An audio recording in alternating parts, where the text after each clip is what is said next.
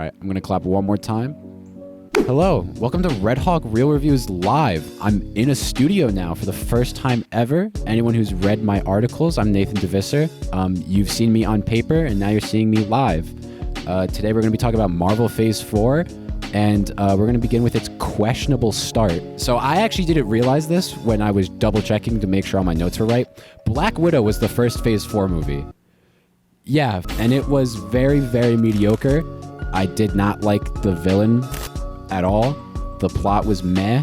Yelena was probably the best part of that whole movie, and I honestly forgot it was part of Phase 4. But then we had some better stuff going on. WandaVision was the first TV show that Marvel put out. WandaVision is arguably still the best TV show Marvel has put out. People will argue with me on that, but WandaVision was really solid. And then you had Shang-Chi. Shang-Chi is one of the best movies in Phase 4 compared to all the others. And then we started going back downhill with Falcon and the Winter Soldier. I've never seen a show so rushed in my life. It had 4 episodes of solid build-up, and the 5th episode was really good. And then something happened in development, and they decided to cut production, and they shortened the episode list, and it became really bad, and it ruined the whole show. And then we had, I would say, the worst Marvel movie I may have ever seen, which is Eternals. I don't know what Kevin Feige was thinking. I don't know what development was going on. I really want to sit down and ask them who thought that movie was a good idea. First off, it was way too long. The acting in that movie was terrible. I've never seen anything so questionably bad in my life come from Marvel. And they had the first Hulk movie and both the first Thors, and those were also very bad and questionable. And Eternals is by far the worst. If anyone wants to go see Eternals, just watch a movie review of it, or a recap, or read a recap. Don't watch the movie. It's not worth your 2 hours and 40 minutes. And then Phase 4 got good. We got the good stuff. We got Spider-Man.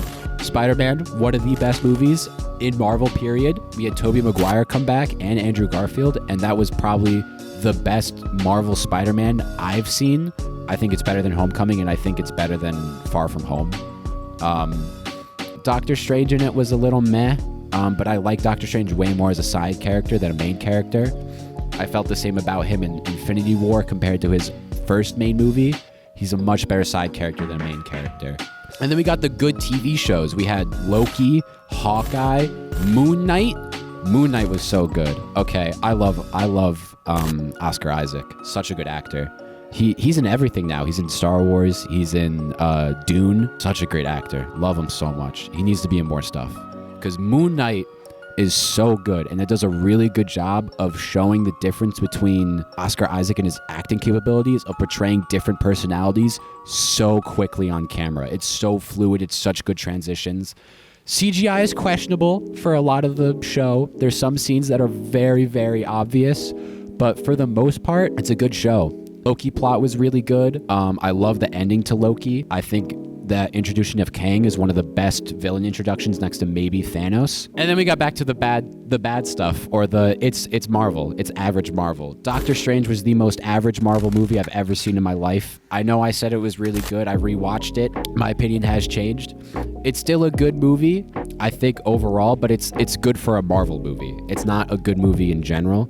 There's a lot of problems with it, a lot of plot holes. I don't like Wanda in that movie at all. Her character arc is so dumb. It ruins parts of WandaVision, and it doesn't work with what had been going on previous in the phase. So I don't know if there was a miscommunication or something, but it was not there. And then you had Miss Marvel, She-Hulk. I still haven't watched She-Hulk. I've heard that it's very, very questionable. I heard the ending was kind of funny, and it was probably the only funny part of the entire show. Miss Marvel was good for Marvel.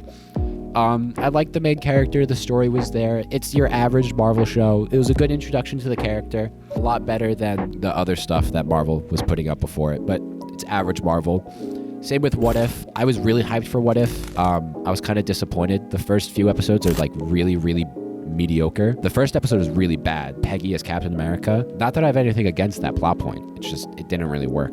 The only What If episode that I truly remember well is the zombie episode, because that's a cool episode. That's like that's the best episode. If you're gonna watch What If, Just watch that episode. It's really good. And then I know I was talking about how Eternals was the worst Marvel movie. And then Marvel put out Thor 4. I didn't think it could get worse than Eternals. Thor Ragnarok is such a good movie. And then they decided to give Taika Waititi way too much power in the development of Thor 4. Because, oh my God, is it not funny? Thor 4 is the most unfunny, funny movie I've ever seen in my life. You have screaming goats, terrible puns.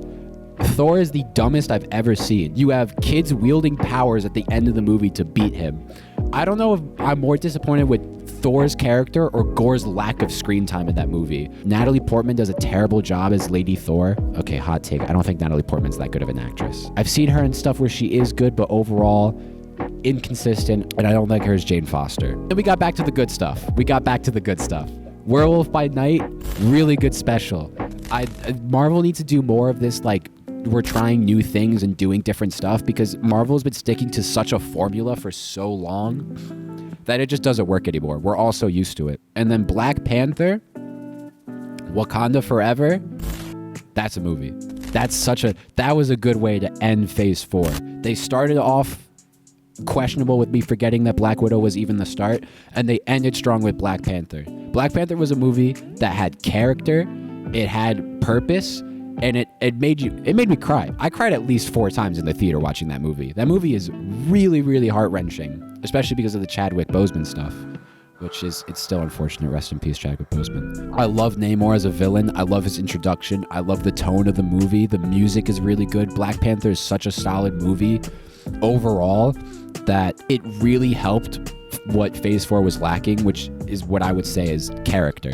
Phase 4 was not a lot of character. Nothing really felt intertwined. Everything was kind of thrown all over the place. And I think a lot of the new characters were suffering because of that. I think a lot of the newer characters are missing the character that we have from the older characters. And that's why I think like Black Panther, Spider-Man, and Hawkeye were the best parts of Phase 4. Moon Knight's good. Moon Knight does have a lot of character, and he's probably the only exception to it. Shang-Chi, I think, could use a lot more development. Same with Miss Marvel, same with She-Hulk.